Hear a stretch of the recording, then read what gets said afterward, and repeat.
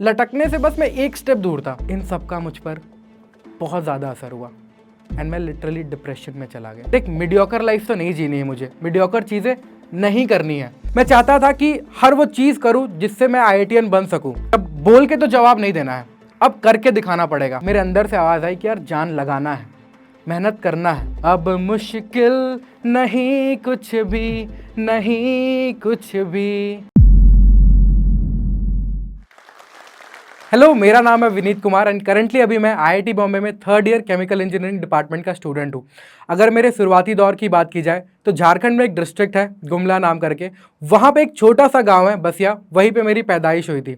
और उस छोटे से गांव में हिंदी मीडियम के स्कूल में पढ़ने वाला विनीत कैसे आखिर आईआईटी बॉम्बे में पहुंचा, ये इसी की स्टोरी है। तो चलो स्टोरी शुरू करते हैं। तो ये स्टोरी शुरू होता है 2017 में, जब मेरे 10th का एग्ज़ाम खत्म हुआ था। एंड आपने ये कहावत तो हमेशा सुनी होगी लोगों से कि एक बार 10th कर लो, फिर उसके बाद तो यार लाइफ में मज़े ही मज़े है। सच बताऊँ, मेरी लाइफ के वो मज़े ना 10th के बाद स्टार्ट हो चुके थे। क्यों? क्योंकि दिन भर घूमना फिरना, क्रिकेट खेलना, यही मेरी लाइफ बन गई थी 10th का एग्ज़ाम देने के बाद। और मेरे भी बचपन का सपना ठीक इंडिया के लाखों बच्चों जैसा था, क्रिकेटर बनने का। लेकिन इसमें दिक्कत आनी शुरू हुई कहाँ पे? जब 11th में एडमिशन लेने की बारी आई।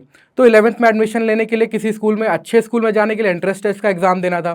तो जब मेरे क्रिकेट का अंडर 16 का ट्रायल चल रहा था ना, उसी टाइम पे जब टीम जानी थी तो स्कूल का एंट्रेंस टेस्ट भी होना था। तो अब एक बहुत बड़ा डिसीजन लेना था कि क्रिकेट खेले या पढ़ाई अच्छे से करें। तो फिर फाइनली मैंने ये डिसाइड किया कि अब पढ़ाई की तरफ आगे बढ़ते हैं।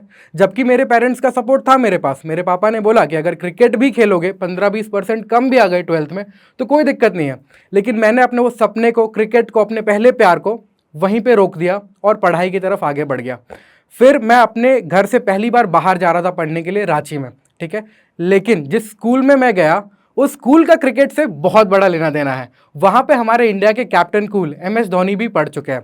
तो फिर 11th का स्कूल खुलने से पहले कुछ टाइम, 1 महीने का टाइम बाकी था।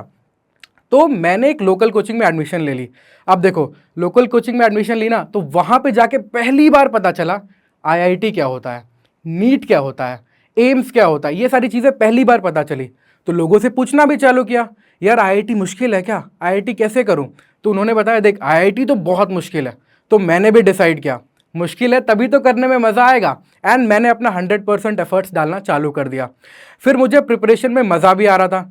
लेकिन तभी मेरा स्कूल खुल गया। एंड स्कूल खुलने के बाद दिक्कत ये आई कि यार स्कूल और कोचिंग में ना डिस्टेंस बहुत ज़्यादा था, तो ट्रैवल काफ़ी करना पड़ता था। तो मेरा दिन भर का टाइम स्कूल से कोचिंग, कोचिंग से घर, ट्रैवल करने में गुजर जाता था। एंड मैं काफ़ी थक भी जाता था। पढ़ाई मेरी अच्छी चल रही थी, लेकिन थकावट की वजह से वो जो मेंटल स्टेट होता है ना, वो इतना अच्छा नहीं था। तभी फिर मैंने अपने इस दिक्कत को पापा के साथ डिस्कस किया। उन्होंने बोला कि स्कूल के पास में एक बेटर कोचिंग है, वहाँ पे शिफ्ट करते हैं। तो हमने उस कोचिंग में शिफ्ट करने के पीछे 3 बड़े रीज़न थे। सबसे पहले तो वो एक अच्छा कोचिंग था, दूसरा मेरे काफ़ी सारे दोस्त वहाँ पे पढ़ रहे थे, और तीसरा जो ट्रैवलिंग में मेरा टाइम जाता था, थकावट होती थी, उससे भी अब मुझे छुटकारा मिलने वाला था। तो फाइनली मैंने उस कोचिंग में शिफ्ट कर लिया। देन जो मेरी प्रिपरेशन है, स्कूल और कोचिंग के बीच में सिमट कर रह गई थी। तो मतलब स्कूल जाता था, वापस घर पे आता था एंड फिर कोचिंग जाता था। अगर टाइमिंग्स की बात की जाए तो मेरा स्कूल 10:30 बजे से शुरू होता था, 3 बजे ख़त्म होता था। फिर 3:30 से कोचिंग चले जाता था मैं, 3:30 से 7-8 बज जाता था। तो मेरा दिन भर का टाइम ना फिर से इसमें ऑक्यूपाई होने लगा और एक ये मोनोटोनस शेड्यूल बन गया था। तो मतलब इससे ना मुझे बोरियत होने लगी, यार क्या दिन भर एक ही शेड्यूल, क्या एक ही सारी चीज़ें, वो सारी चीज़ बार बार करना। तो मैं धीरे धीरे बोर होने लगा और मैंने जो मेहनत की एफिशिएंसी थी वो कम होने लगी। अब ना मुझे वो पढ़ाई में जो मज़ा था, वो मज़ा कहीं ना कहीं खो गया था। मतलब मुझे लगता था यार कि ये क्या कर रहा हूँ मैं। इसी वजह से जो मेरा 11th का टाइम था उसके बाद का, वो बिल्कुल नॉर्मल सा गया और 11th में मैं एवरेज स्टूडेंट था। बहुत कम परसेंटेज आई थी मेरी 11th में, आई गेस 70% के आसपास मेरी परसेंटेज बनी थी 11th में। फिर 12th स्टार्ट हुआ। अब देखो, एक बार जब आप 12th में आ जाते हो ना, तो ये आपके लाइफ का बहुत इंपॉर्टेंट स्टेज होता है, क्योंकि यहाँ पे आपको डिसाइड करना होता है कि आप जेई की तरफ पूरा फोकस डालेंगे या आपका जो फोकस होने वाला है वो बोर्ड्स की तरफ होगा। तो मैं भी बिना डिसीजन किए आगे बस बढ़ता चला जा रहा था। 12th में हमने बहुत सारी चीज़ें की, हम घूमे, हम फिरे, हमने क्रिकेट भी खेला। इसके अलावा 2 बहुत इंपॉर्टेंट चीज़ें मैंने 12th में की। 15 अगस्त के दिन हम ऑर्फनेज गए थे, मैं और मेरे दोस्त मिलकर, एंड हमने जितनी मदद हो सकती थी उन बच्चों की, हमने वो की। इसके अलावा दिवाली के टाइम पे भी हमने गरीब लोगों को काफ़ी कंबल बांटे। इससे मुझे एक बहुत बड़ा लेसन मिला, और वो लेसन ये था कि देखो यार, अगर ये सारी चीज़ें करनी है ना बड़े लेवल पे, तो पहले खुद कुछ बड़े लेवल पे करना होगा। एंड इसके लिए मैंने डिसाइड किया कि यार अब तो जो मैं करना चाहता हूँ ना, उसके लिए और मेहनत करूंगा और जी जान लगा दूंगा, और मैंने करनी चालू भी की। फिर जो मेरा मेंस हुआ, फर्स्ट अटेम्प्ट था, उसमें 96.5 परसेंटाइल मेरे आई। ठीक है, उसके जस्ट बाद स्कूल के प्री बोर्ड्स के भी नंबर आए। स्कूल के प्री बोर्ड में एक ऐसा इंसिडेंस हुआ था, मैं बताता हूँ क्या हुआ था। मतलब मैं बैठा हुआ था, मेरी क्लास टीचर सामने बैठी हुई थी और मैम मेरी मम्मी बैठी हुई थी। तो मेरी क्लास टीचर मुझे देखते हुए बिल्कुल एक ऐसे टोन में बोलती है कि विनीत ये क्या है। मैंने सोचा क्या हो गया। फिर मुझे देखने को मिला मेरे मैथ्स में सिर्फ 42 नंबर आए थे, 42। मतलब इतना लो मैंने आज तक मतलब शायद ही कभी स्कोर किया था। मतलब लो कम नंबर आते थे, लेकिन 42 ऐसा था कि बिल्कुल फेल होने से बचा था। तो वहाँ पे फिर मैंने मैम से प्रॉमिस किया कि मैम कोई बात नहीं, मैं बोर्ड्स में अच्छे से मेहनत करूँगा और एक अच्छे नंबर लेके आऊँगा। फिर मैंने उस प्रॉमिस को पूरा करने के लिए अपना पूरा फोकस जो था वो बोर्ड्स के ऊपर डाल दिया। फिर मैंने बोर्ड्स के लिए जी जान लगा के मेहनत की, एंड काफ़ी अच्छी परसेंटेज मेरी वहाँ पे आई। 91.6 परसेंटेज मेरे 12th के बोर्ड्स में आए थे। लेकिन दिक्कत यहाँ पे ये आई, क्योंकि मैंने अपना पूरा फोकस जेई से उठा के बोर्ड्स पे डाला था, जैसे ही बोर्ड्स खत्म हुआ मेरा फोकस भी खत्म हो गया।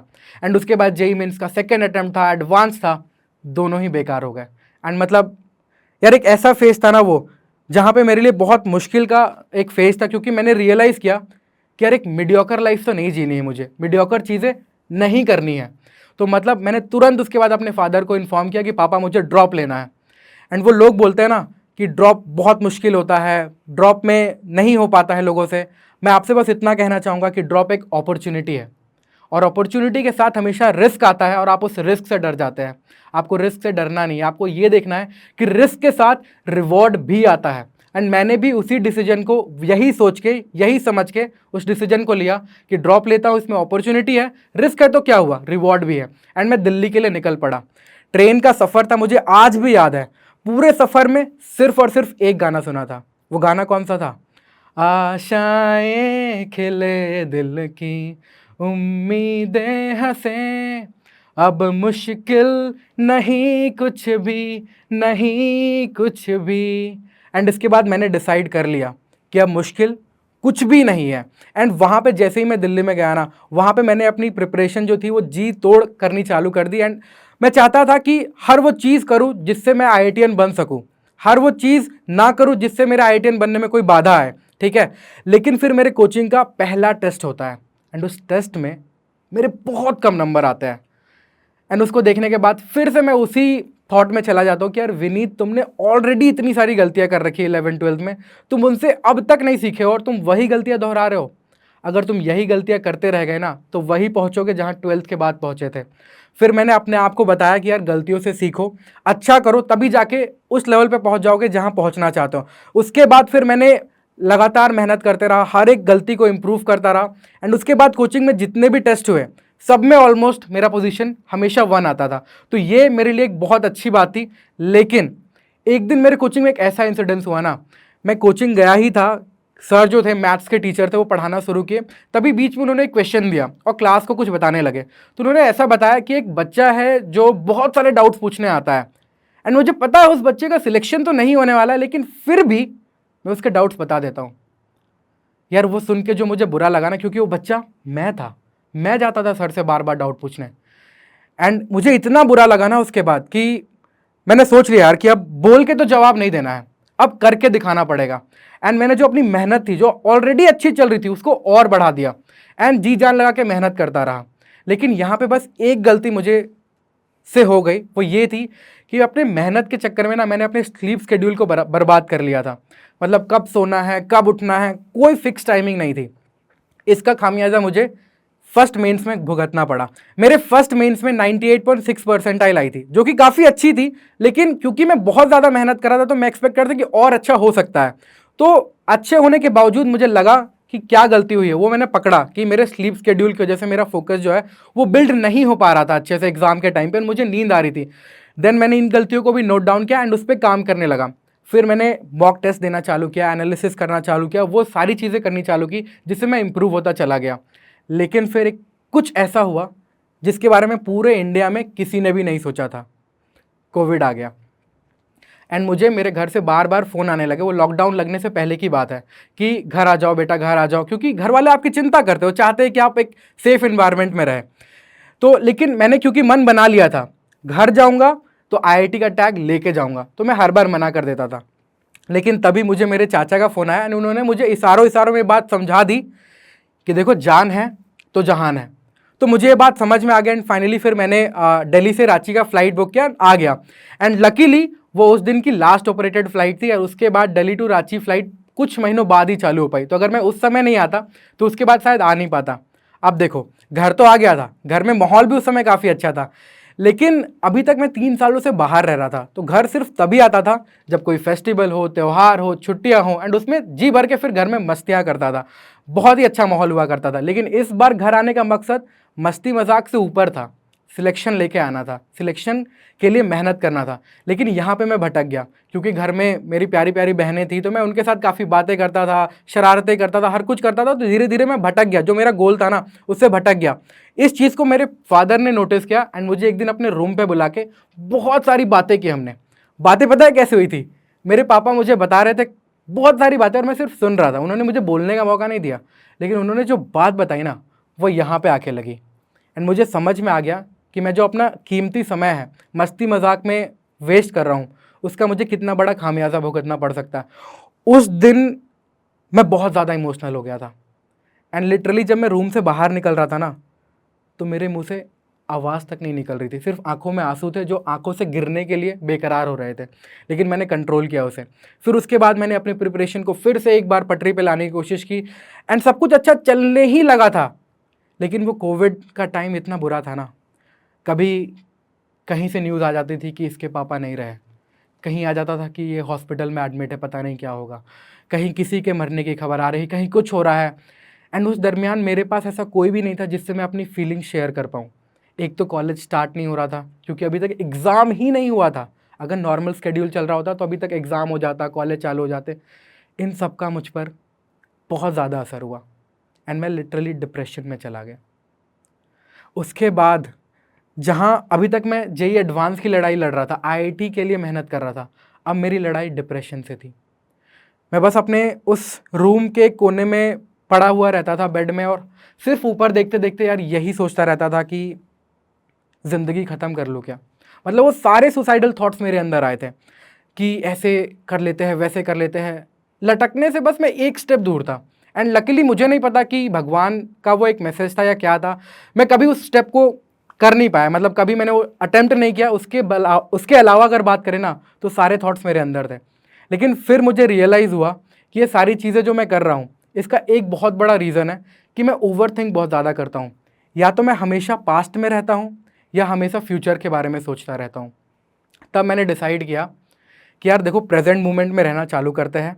अगर ओवर थिंकिंग की चीज़ है, प्रेजेंट मोमेंट में रहेंगे तो थोड़ी कम हो गया। मैंने अपने आप को एक लाइन बार बार रिमाइंड कराई, फिक्र करता है क्यों, फिक्र से होता है क्या। फिक्र करता है क्यों, फिक्र से होता है क्या, और कर ले आज खुद पे भरोसा, देख फिर होता है क्या। धीरे धीरे करके जो मेरी डीमोटिवेशन थी, मेरा लैक ऑफ सेल्फ कॉन्फिडेंस था, वो खत्म होता चला गया एंड मेरी मेहनत पटरी पे आने लगी। लेकिन तब तक थोड़ा सा देर हो चुका था। सेकंड मेंस का जो अटेम्प्ट था मैं वो इतना अच्छा नहीं कर पाया क्योंकि वो 1.5 महीने के फेज़ में जो डिप्रेशन का फेज़ था, ना मैंने कॉपी उठाई थी, ना बुक उठाया था, कुछ भी नहीं किया था। तो सेकंड मेंस इतना अच्छा नहीं गया। एडवांस के लिए लगभग 1 महीने का टाइम बाकी था। वहाँ पे जाके मैंने डिसाइड किया और अपने आप से एक क्वेश्चन पूछा, अब जान लगाना है या जाने देना है।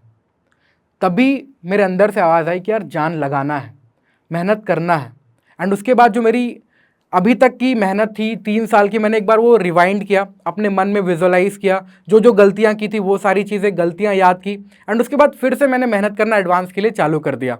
यार उसके बाद मतलब मेरे मन में कभी भी डाउट आता था, कुछ भी आता था ना, डीमोटिवेशन वगैरह, तो मैं हमेशा अपने आप को ये बताता था कि रख हौसला वो मंजर भी आएगा, रख हौसला वो मंजर भी आएगा, प्यासे के पास चलकर समंदर भी आएगा। थक कर न बैठे मंजिल के मुसाफिर, थक कर न बैठे मंजिल के मुसाफिर, मंजिल भी मिलेगी और मिलने का मज़ा भी आएगा। मैं विजुअलाइज करता रहता था कि यार कर सकते हैं तो कैसा होगा, अगर अगर आईआईटी मिल गया तो कैसा होगा। एंड मैं मेहनत कंटिन्यूसली करते चला जाता था। फाइनली वो दिन आ गया, जेईई एडवांस का दिन था। एंड मेरा पेपर, जब पहला पेपर हुआ ना जेईई एडवांस का, तो यार मुझे लगा कि शायद थोड़ी सी गलतियां हो गई है, इतना अच्छा नहीं हो पाया है। लेकिन फिर मैंने बोला कि सेकंड पेपर बाकी है, सेकंड पेपर में अच्छा करते हैं। फिर मैं सेकंड पेपर के लिए गया। सेकंड पेपर भी इतना कुछ अच्छा हुआ नहीं था, मुझे नहीं लग रहा था कि मतलब मेरा सिलेक्शन, मुझे लग रहा था कि शायद सिलेक्शन हो जाए, बहुत अच्छी रैंक नहीं आएगी या बहुत अच्छा कॉलेज नहीं मिलेगा। लेकिन फिर रिजल्ट का दिन आया। रिजल्ट का दिन था 5 अक्टूबर 2020। मेरी सबसे बड़ी बहन का जन्मदिन भी उसी दिन होता है, तो वो दिन तो ऐसे ही खास था। हम लोग कार से मंदिर की तरफ जा रहे थे, तब तक रिजल्ट नहीं आया था। तो क्या हुआ ना, बैठे बैठे मुझे मेरे एक जूनियर का कॉल आया, क्योंकि मैं ड्रॉपर था तो मेरा जूनियर का भी 12th का एग्जाम हो रहा था। उसने मुझे फ़ोन करते ही बताया, भैया मेरा तो काफ़ी अच्छा हो गया है एंड आपका तो मुझसे भी अच्छा हो, क्योंकि आपके एक्सपेक्टेड नंबर ज़्यादा आ रहे थे। मेरे दिल की धड़कन ऐसे धक धक धक धक धक धक करके बिल्कुल बढ़ी जा रही थी। और वो क्या होता है ना, जब जेई एडवांस जेई मेंस का रिजल्ट आता है, साइट क्रैश कर जाती है। आप कितना भी उसको रीलोड करते रहो, आपका रिजल्ट बहुत जल्दी नहीं आता है। मेरे दिल की धड़कन बढ़ते जा रही थी, रिजल्ट दिख नहीं रहा था, तो बिल्कुल वो परेशान सा हो गया था। मैं रीलोड कर रहा था। पापा वगैरह भी बगल में ड्राइव करते हुए पूछ रहे थे क्या हुआ रिजल्ट। मम्मी पीछे बैठी हुई थी, मम्मी ज़्यादा कुछ नहीं बोल रही थी हो जाएगा, अच्छा हो जाएगा। फिर फाइनली एक बार रीलोड किया, रिजल्ट आया सामने। एंड रिजल्ट को देखने के बाद जो खुशी थी ना, मतलब मैंने एक्सपेक्ट नहीं किया था कि मेरी इतनी अच्छी रैंक आएगी, क्योंकि जेई मेंस में मेरा जो परफॉर्मेंस था उसके बेसिस पे मैं थोड़ा सा डाउन हो गया था कि शायद मैं इतना अच्छा ना कर पाऊँ।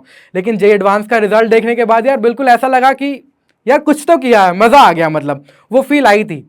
मेरा जो ये 3 साल का प्रोसेस था, इन 3 सालों ने मुझे 3 बड़ी लर्निंग्स दी है। आपको मैं वो लर्निंग्स दे के जाता हूँ आज। सबसे पहली लर्निंग है कि ये एग्ज़ाम ना बिल्कुल भी मुश्किल नहीं है, इसके साथ साथ ये एग्ज़ाम बिल्कुल भी आसान नहीं है। मुश्किल और आसान सिर्फ ये डिसाइड कर रही होगी कि आपकी मेहनत कितनी है। अगर आप अच्छे से मेहनत करोगे ना तो बहुत आसान है यार, एंड अगर अच्छे से मेहनत नहीं करोगे तो बहुत मुश्किल। इसके अलावा जो दूसरा पॉइंट है वो है कंसिस्टेंसी, जो है ना वो किंग भी है और कंसिस्टेंसी की भी है। अगर आप कंसिस्टेंट रहते हो ना तो हर उस मकाम तक पहुंच सकते हो जहां आज आपको लगता है कि आप नहीं पहुंच सकते हो। इसके अलावा तीसरी और सबसे बड़ी लर्निंग ये है कि कोई भी बैटल अगर आपको जीतनी है, कोई भी एग्जाम क्लियर करना है, तो पहले यहाँ पे क्लियर करना होगा।